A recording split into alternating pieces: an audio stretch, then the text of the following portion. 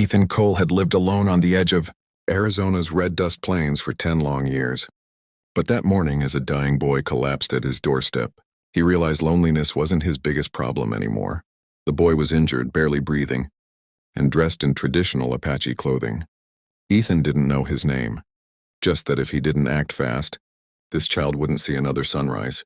And that's where everything began. Before we continue this powerful story, make sure to like, share, and subscribe to Kindness Echo Stories, where every story reminds us that kindness still matters.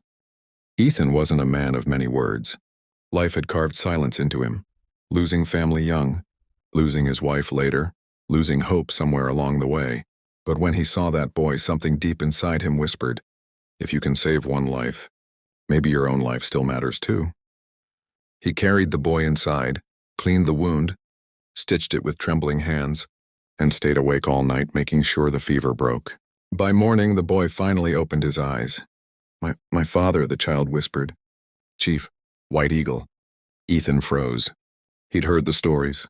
Chief, White Eagle was respected across the region and fiercely protective of his people. If Ethan had taken the chief's son without permission, this might look like a kidnapping. But Ethan didn't think twice.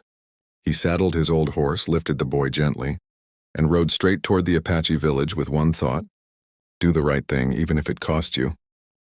The warriors surrounded him the moment he arrived. Bows drawn, spears raised. Ethan lifted his hands high and shouted, he was dying. I just wanted to help. Then the boy, small, shaky, grabbed his father's robe and said, he saved me. This man saved my life. The entire village fell silent. Chief White Eagle's stern face softened. He stepped toward Ethan, placed a hand over his own heart, and bowed his head, a deep gesture of gratitude. Ethan thought the moment was over. He thought he'd simply return home to his quiet, lonely life. But he was very wrong. The next morning, Ethan heard thunder outside. Not the sky, hooves. Dozens of Apache riders approached his farmhouse in a long, colorful procession. At the front rode Chief White Eagle, and behind him 15 young women all dressed in ceremonial clothing. Ethan stepped outside, confused. Chief, what's happening? White Eagle smiled. You saved my only son. In our tradition, a man who shows such courage and purity of heart is offered the highest honor. He extended his arms toward the girls. Choose one. Choose 15. Choose none. These are not gifts. These are women who volunteered to honor the man who proved that kindness still walks this earth. Ethan's mouth fell open. Chief, I didn't help your boy for a reward. I know, White Eagle replied. That is why you deserve one. But then something unexpected happened.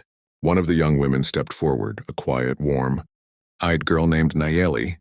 She said softly, Chief, may I speak? The chief nodded. She turned to Ethan and said, you don't need 15 wives. You need someone who understands loneliness, because she has lived it too. Her honesty cut right through the moment, right through Ethan's guarded heart. Ethan didn't choose all 15 brides. He didn't choose none. He chose kindness again. He shook his head gently and said, Chief, I'll accept friendship, respect, and maybe, one day, companionship, but I won't take what I didn't earn. The chief smiled proudly. Nayeli smiled too, like she understood his heart, without him having to explain. A single word. Weeks passed. Ethan visited the village often, helping, learning, and slowly becoming part of something he'd never had before. A community, a family, place to belong. And one quiet evening, as the sun burned gold across the desert, Nayeli walked beside him and asked, do you still feel alone?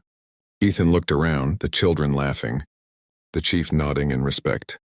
The boy he'd saved running free and healthy, and finally he whispered, no, not anymore.